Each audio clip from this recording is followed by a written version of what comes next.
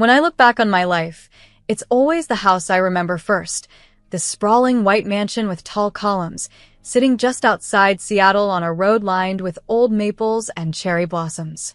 I grew up there, watched the seasons change through those wide bay windows, and learned early on how much my parents loved the good things in life. Richard and Linda Sullivan, my parents, had built a name for themselves in the city. Sullivan's Luxury Motors was the place for high-end cars. Our family name was printed on billboards, in local magazines, and on invitations to nearly every charity gala in the city. It felt like the whole world knew us, or wanted to. Ours was a world of comfort and routine, where money solved most problems before they even started. On Fridays, my father would return from the showroom in a new Mercedes or a classic Mustang, and my mother would plan the weekend's parties with her friends, women in pearls and men in tailored suits, sipping wine from Europe and laughing as if nothing in the world could ever go wrong. I had everything I could ever want: private schools, music lessons, trips to Los Angeles and New York. But for all its beauty, the house was always a little too quiet, a little too cold, as if all that money couldn't quite fill the empty spaces. I think my parents expected me to marry someone just like them, a man with a perfect smile, an Ivy League degree, and a family business to inherit. But then, everything changed the day I brought Ethan home. I can still see him in the doorway, sunlight bouncing off his leather jacket. He wasn't dressed like anyone my parents knew. His jeans were worn at the knees, his boots carried the marks of honest work, and his hands always seemed to have a bit of grease under the nails, no matter how much he washed them. And he rode a motorcycle, a loud, beautiful Harley-Davidson that seemed out of place in our polished driveway among all the Range Rovers and Autos. My mother's eyes were wide, her lips tight. My father's expression was unreadable. They asked polite questions at first about Ethan's family, where he grew up, and what his parents did. I watched their smiles fade as Ethan talked about his love for bikes and how he spent his days working at a shop. He didn't mention the size of the shop or how well it was doing. He just said, "I'm a mechanic. I fix motorcycles and help people get back on the road." He talked about engines like they were old friends. My mother's jaw clenched. My father looked out the window. Later, in the kitchen, my mother leaned in close and whispered, "You'll regret marrying that poor mechanic." Her voice was soft, but the words stung. I tried to explain that Ethan was more than his job, that he made me laugh, made me feel alive in a way no one else ever had. But she just shook her head. "You don't understand, Patricia. Life isn't as simple as you think. Money matters, stability matters. You're used to a certain way of living. Don't throw it away for some dream." She was trying to protect me, I know now, but in that moment, it felt like she was shutting a door. That night, my father called me into his study. The room smelled of leather and old books, and the city lights glowed in the distance. He didn't waste any time. "Patricia, listen to me," he said, his voice cold and hard. "If you go down this road, there's no coming back. We can't support you if you choose him. It's your life, but you need to be prepared for the consequences." I tried to speak, but before I could even get a word out, he slammed his fist on the desk. "Shut up, there's no need to say anything, go away." I had never seen him so angry.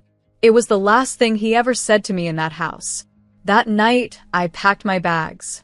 I could hear my mother crying behind her closed door, and my father pacing in his study. I took one last look at the grand staircase, the family photos on the wall, and the piano where I learned to play Clair de Lune as a child. I thought about all the years spent trying to be the perfect daughter in the perfect house, and how none of it meant anything if I couldn't be myself. Ethan was waiting for me outside, sitting on his bike under the streetlight. He stood up as I approached, worry etched across his face. "Are you sure?" he asked quietly. I nodded. My heart was pounding, but I knew that whatever the future held, it would be mine, ours, to shape. I climbed onto the back of his motorcycle, wrapped my arms around him, and we drove off into the night. We didn't have anywhere fancy to go. Ethan's house was a small bungalow on a tree-lined street in Portland, about 3 hours south. It wasn't much to look at from the outside, just 2 bedrooms, a tiny kitchen, and a garage overflowing with bikes and tools. But the minute I walked in, I felt something I hadn't felt in years: warmth. There were photos on the walls, laughter in the air, and the smell of fresh coffee lingering in the kitchen. The neighbors smiled when we arrived.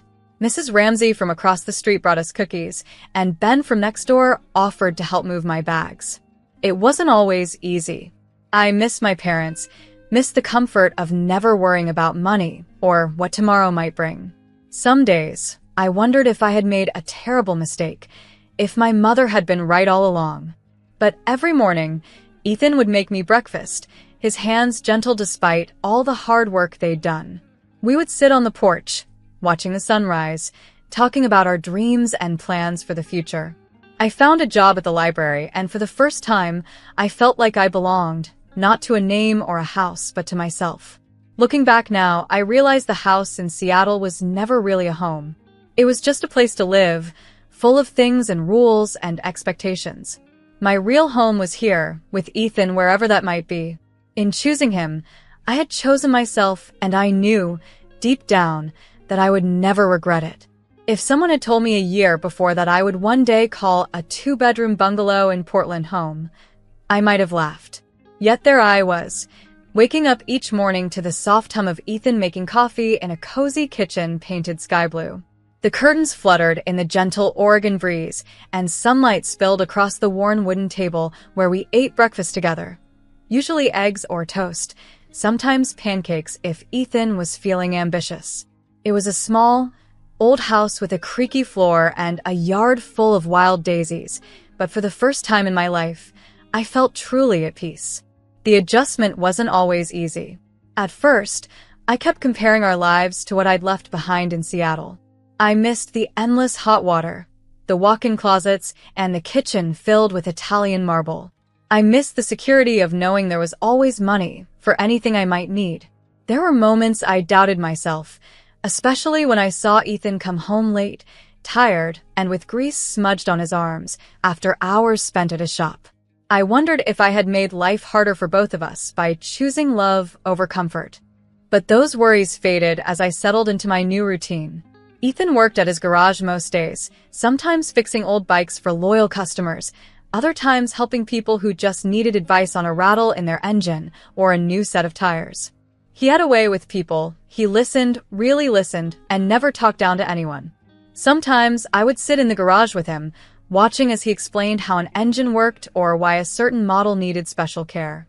The satisfaction on his face when he got an old bike running again was better than any fancy dinner or shopping trip. I started to see his world through his eyes, simple, honest, and full of possibility. My days were different too. I applied for a job at the local library, a beautiful old brick building just 10 minutes from our house. The interview was less formal than I was used to. The head librarian, Mrs. Thompson, wore a cardigan with cats on it and offered me a cup of tea before asking about my favorite books. I was hired on the spot. The pay wasn't much, but I didn't care. I loved being surrounded by books, helping children discover new stories, and chatting with regular patrons who came in every week for the latest bestsellers or to discuss a classic novel. Evenings became my favorite time of day. After work, Ethan and I would eat dinner together, sometimes something as simple as grilled cheese and tomato soup, sometimes a stew simmered all afternoon in our tiny slow cooker. Then we would take long walks through the neighborhood, hand in hand. We'd talk about everything and nothing, our childhoods, our dreams, places we wanted to visit someday, the names we liked for future children. Portland was quieter than Seattle, more relaxed, and it suited us perfectly. I found myself smiling for no reason at all, just grateful to be exactly where I was. We made friends, too, real friends, not just acquaintances from high society parties. Our next-door neighbors, Kate and Ben, were around our age and quickly became our closest companions. Kate was a nurse who worked long shifts at the local hospital, and Ben taught high school English. They'd invite us over for board games and pizza on Friday nights, or we'd have impromptu barbecues in our backyard, stringing up fairy lights and laughing late into the evening. Across the street lived Mrs. Ramsey, a widow in her 70s who always wore bright scarves and baked the best sourdough bread I'd ever tasted. She treated us like her own grandchildren, popping by with fresh loaves or invitations to her garden, where she grew roses and sunflowers. Money was tight. I learned to stretch every dollar, planning our meals and skipping things I used to take for granted. We rarely ate out, and vacations were day trips to the coast or afternoons at the park. Yet somehow, it didn't matter. There was a freedom in living simply, a joy in knowing that every small treat, a movie at the old theater, a new pair of boots for Ethan, a bouquet of tulips from the market, was special, not just expected. I also found a new passion, writing. With Ethan's encouragement, I started to write short stories in the quiet hours before dawn, my laptop balanced on the kitchen table. At first, they were just for me. Tales of love, heartbreak, and hope, inspired by the people I met in our new life. But after a while, I built up the courage to share them with Kate and Mrs. Ramsey. Their praise was gentle and honest, and they pushed me to submit a story to the local paper. I'll never forget the thrill of seeing my name in print for the first time, or the way Ethan celebrated, picking me up and spinning me around in the living room until we both collapsed in a fit of laughter. As time passed, my parents' voices faded in my mind, replaced by new ones, neighbors, co-workers, friends. My father's harsh words no longer haunted me. The distance between us grew, but it hurt less as I built a life that was entirely my own. Sometimes I wondered if they ever thought of me, or if they still believed I had made a terrible mistake. But every time I doubted, Ethan would remind me with a quiet smile or a gentle touch that happiness wasn't measured by bank accounts or last names. It was found in shared cups of coffee, in evenings spent watching the rain, in love that grew stronger with each passing day. One night, as we sat on our porch with mugs of hot chocolate, watching the stars blink above the city, Ethan turned to me and said, "You know, Patricia, I wouldn't trade this for anything." I squeezed his hand and smiled, realizing that I felt the same. Our house might have been small, and our bank account might have been thin, but our hearts were full. We had built a life together. One brick, one laugh, one quiet moment at a time. I used to think I needed everything: wealth, status, approval. But in that little house, in a city that felt brand new, I discovered the only thing I really needed was love and the courage to follow my heart. Nearly a year slipped by as Ethan and I quietly built our new life in Portland, but beneath our happiness, there was always a distant ache, a faint, persistent longing for the family I'd left behind. I often thought of my parents, the house, and the world I'd grown up in, but I also knew that my father's words had drawn a line between us, and I had chosen not to cross it. My letters went unanswered. Calls rang without reply. Sometimes, late at night, I wondered if I would ever see them again, not just as people at a distance, but as family. Then, one cool October morning, everything changed with a single headline. I was shelving books at the library when Kate rushed in, breathless, holding the latest edition of the Seattle Chronicle. The front page was impossible to miss. Sullivan Luxury Motors faces huge debts. Bankruptcy declared. There was a grainy photo of the showroom, the same place where my father had posed for glossy advertisements, now pictured behind a row of somber-looking lawyers. I stared at the words, barely able to process them. I could almost hear my father's voice, proud and steady, and imagine my mother at the window of our old house, her hands trembling as she watched the news unfold on television. The story spread quickly. Within days, I heard customers at the library murmuring about it. Some spoke in hushed tones, others with thinly veiled schadenfreude. It seemed like everyone had an opinion. I wanted to defend my parents, to remind people that behind every headline real people were hurting, but instead I found myself silent, my thoughts a tangled mix of sadness and worry. My parents had built their lives around the business. Their reputation, their friendships, even their marriage had always seemed to revolve around the success of Sullivan Motors. What would they do now, with everything gone? Ethan was gentle when he heard the news. He set aside his tools, washed his hands, and wrapped me in a quiet hug. "I'm so sorry, Patricia," he whispered. There was no judgment in his voice, only compassion. That evening, we sat on the porch, sharing the silence. I kept replaying memories, my father's booming laugh, my mother's elegant dinner parties, the echo of music through the house on Christmas Eve.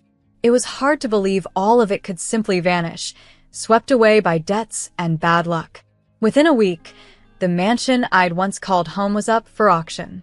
The official notice arrived by certified mail, the ink sharp and impersonal, foreclosure sale, all contents and property to be sold to settle debts. My hands shook as I read the details. The auction would be open to the public. Anyone with enough money could walk through those familiar doors, could bid on the home where I'd taken my first steps and learned to play piano.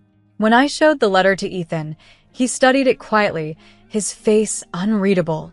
The next morning, without a word, he bought 2 tickets to the auction. I watched him print out the confirmation email, tuck it neatly into his wallet, and pour me a cup of coffee. "Patricia," he said softly, "I think we should go." A part of me recoiled at the thought. The idea of returning to that house, not as a daughter, but as an outsider, filled me with dread. But another part, some old, stubborn piece of me, needed to see it, to say goodbye on my terms. I agreed, my voice barely above a whisper. The day of the auction was gray and drizzling, the sky hanging low over the city, as if even the weather mourned what was about to happen. We drove north in silence, passing familiar landmarks that triggered 1,000 memories. My childhood school, the old park where I'd ridden my first bike, the ice cream shop where my father had always bought me a cone after a good report card. It felt like traveling back through time, only everything was a little faded, a little sadder than I remembered. When we arrived, the mansion looked almost the same, but now it seemed smaller, lonelier. The rose bushes were overgrown, the shutters needed paint, and the driveway was crowded with cars, strangers, coming to buy a piece of my family's life. We joined the crowd filing into the main hall, where a man in a dark suit welcomed everyone and explained the rules. I spotted my parents standing at the edge of the room, looking lost and tired. My father's suit was rumpled, my mother's hair hastily pinned back. They both looked older, the weight of the past year etched deeply into their faces. They saw us almost immediately. My mother's eyes widened in shock. My father's jaw clenched, and for a moment, I wondered if he would tell us to leave. But he didn't. He just stared, pale and silent, as if he couldn't find the words. The room was full of whispers, strangers sizing us up, but all I saw was my family and everything we had lost. The auction began. The auctioneer's voice echoed through the house, and bidders raised their paddles for everything from the Persian rugs to the silverware. My heart twisted as I watched strangers claim pieces of my childhood, my mother's favorite chandelier, the grand piano in the parlor, even the framed photograph of my parents on their wedding day. Ethan sat beside me, calm and steady. He didn't bid, not at first, simply watched the proceedings with quiet focus. Then, when it came time for the house itself, the house that had sheltered generations of my family, Ethan lifted his paddle. The bidding started low and quickly climbed, but Ethan never wavered. He matched every offer without hesitation, his eyes steady, his jaw set with determination I had never seen before. The crowd began to murmur. "Who is that man?" someone whispered. "He owns the biggest motorcycle showroom in town," another replied. The realization rippled through the room, and I caught a flicker of surprise on my father's face. As the numbers grew higher, other bidders dropped out. Finally, the auctioneer's gavel came down with a sharp crack. "Sold," he announced. Ethan had won. We had bought back my family's home. For a long moment, no one moved. My mother's hand trembled as she reached for my father. My father, for once, could not meet my gaze. He looked so small, so humbled, standing in the shadow of everything he'd lost. As we walked out of the room together, I felt a strange mix of sorrow and hope. The house was ours now, but it would never be the same. Still, maybe, just maybe, this was the beginning of something new. The days that followed the auction passed in a haze of disbelief, emotion, and quiet reflection. After we signed the final papers and the house officially became ours, I stood in the echoing front hall, feeling the weight of memory in every creak of the floorboards and every shaft of light through the stained glass windows. My parents lingered near the grand staircase, unsure of what to do next. They were no longer the powerful hosts greeting guests in evening attire. They looked vulnerable, two people stripped of all the armor that money and reputation had given them. For a moment, None of us spoke. We were four people, connected and divided by years of love, pride, and misunderstanding. Finally, my mother broke the silence. Her voice was unsteady, barely above a whisper. "Patricia, why? Why would you come here? After everything we said, after everything we did?" I looked at her, really looked at her, and saw a mother who had lost her place in the world, who was scared and ashamed but still, somehow, my mother. I took a deep breath, steadying myself against the tide of memories. "Because this is still my home," I said quietly. "Because you're still my family, even if you forgot for a while. I wanted to help. I wanted you to know I never stopped loving you, even when you pushed me away." My father, who had always been the picture of control, suddenly looked so old. He rubbed his forehead, as if trying to make sense of everything that had happened. "We thought we were protecting you," he said at last. "We thought you needed a certain kind of life, and we didn't want you to struggle. I'm sorry for the way we handled things. I'm sorry for what I said." It was the first time in my life I had heard my father apologize. His voice cracked, and I felt tears prick my eyes. For a moment, the walls between us began to crumble. My mother put her hand on his arm, and I saw her start to cry, softly, helplessly, like she had been carrying a secret weight for far too long. I wanted to ease their pain, but I also needed them to understand the truth about Ethan, about me, about the life we had built. I turned to Ethan, who had been quietly watching, giving me space to find my own words. For so long, my parents had seen Ethan as nothing more than a poor mechanic, a man who, in their minds, could never offer me the security and comfort I had known growing up. They had never bothered to ask about his life, his dreams, or the business he had built with his own two hands. Now, here was the moment to tell them everything. "Mom, Dad," I said, keeping my voice calm, "there's something you need to know about Ethan. He isn't just a motorcycle mechanic. He's the owner of Ethan's Wheels, the biggest motorcycle showroom in Portland. He has spent years working hard, building his business from scratch, helping people, and creating jobs. The shop employs 50 people now. He's helped sponsor charity rides and local events. He's a millionaire, but you'd never know it by looking at him. He never cared about the fancy things. He never tried to impress anyone. He just wanted to do what he loved and live with kindness and honesty." My mother's eyes widened in disbelief. My father stared at Ethan, trying to reconcile the humble man before him with the image he'd carried for so long. The silence between us was filled with all the words never said, all the assumptions never questioned. Ethan stepped forward, his voice steady. "I didn't want to marry your daughter for her family's money. I loved her for who she is, her heart, her courage, her spirit. I wanted her to have a real home, not just a house filled with expensive things. I didn't care what anyone thought of me. I just wanted us to be happy." A wave of emotion crashed over my parents. My mother wept openly now, her tears falling for all the years lost, all the pride that had kept us apart. My father's shoulders sagged with the weight of his mistakes. At last, he looked me in the eyes, truly looked at me, not as a daughter to be controlled or a disappointment to be judged, but as a woman with her own life, her own choices.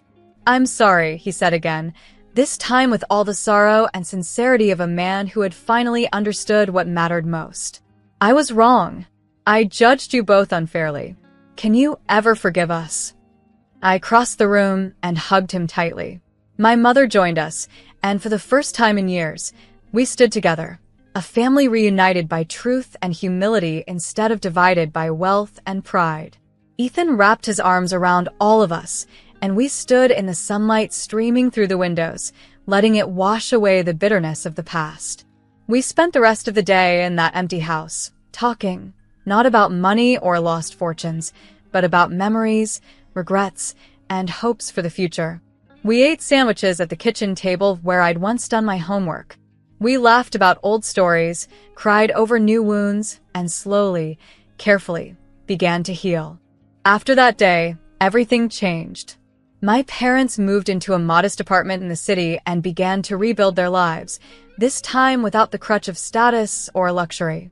We visited often, sharing dinners and walks in the park, creating new memories in simpler surroundings. There were awkward moments and difficult conversations, but there was also forgiveness and, eventually, genuine joy. Ethan and I continued our life in Portland, but we were never alone again. My parents grew to admire Ethan's quiet strength, his generosity, and his sense of humor. They saw, finally, that happiness is measured not by the number of dollars or pounds in your account, but by the love you give and receive. Sometimes, people ask me about my story, how I could walk away from everything, how I found the courage to start over. I tell them that I learned, in the hardest way, that the heart is the only compass worth following. That you should never judge a life by what you see on the outside. That love, not money, is what builds a home and binds a family.